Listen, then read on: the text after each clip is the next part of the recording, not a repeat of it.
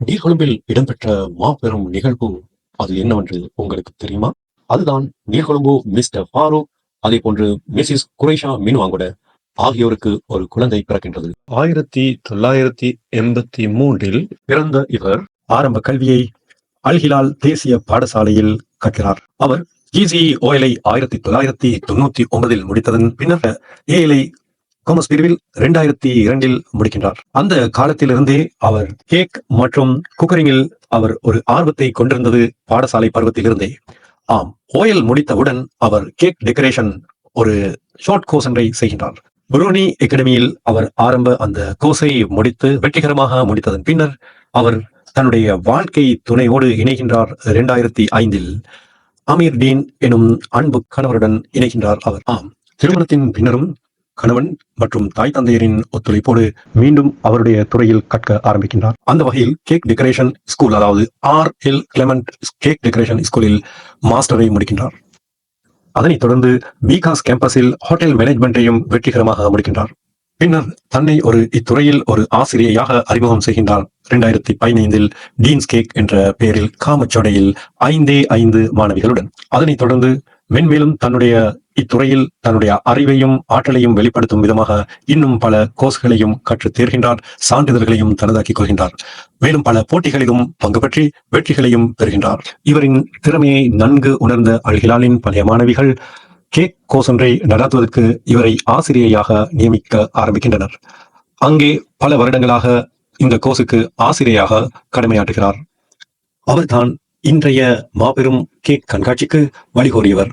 Fathima நிலூஃபா Amir dean இவரே. இவருடைய இந்த பயணத்தில் 2023 ஒரு மைல் கல்லை தாண்டுகிறார். அதுதான் teens cake academy private limited என்ற கம்பெனியை நிறுவி சாதனை படைக்கின்றார். அவர் ஏற்கனவே பல கண்காட்சிகளை நடத்திவிட்டு 2023 கண்காட்சி ஒன்றை மாபெரும் ஏற்பாடு செய்கின்றார். ஆம், அன்று 5 மாணவிகளோடு களமிறங்கிய இந்த ஆசிரியை 2024 சுமார் 120 மாணவிகளை பயிற்றுவித்து இந்த மாபெரும் கண்காட்சியை சாதனையை நிலைநாட்டியது அவரின் திறமை அல்லவா?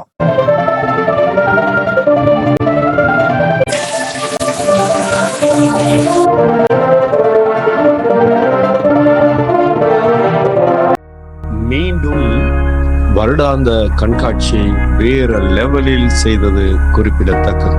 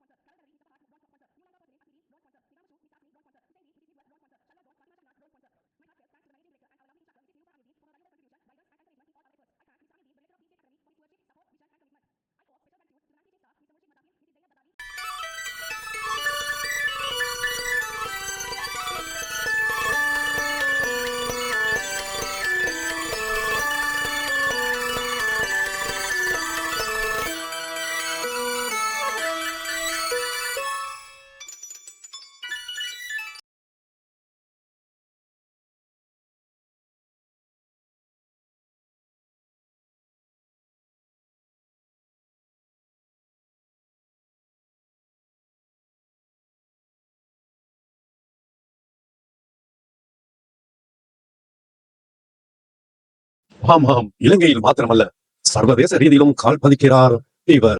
ஆம், ஆசிய நாடுகளுக்கு இடையிலாக நடைபெற்ற போட்டியிலும் தனது திறமையை வெளிப்படுத்தி பதக்கங்களை வென்றார். மீண்டும் 2025 அகில இலங்கை ரீதியாக புகழ் பெறுகிறார். லக் வினிதா அபிமானி அவார்டை பெற்று இறைவனின் உதவியோடும் தனது கணவர் மற்றும் குடும்பத்தின் ஆதரவோடும் பயணித்ததன் விளைவு. ஆம், அகில உலக ரீதியில் இடம்பெற்ற துபாயில் இடம்பெற்ற நிகழ்விலும் தனது திறமையை வெளிக்காட்டி சாதனை படைத்தார். மேலும் அவரின் பயணம் தொடர உங்கள் அனைவரினும் பிரார்த்தனையை வேண்டி நிற்கின்றோம். நன்றி.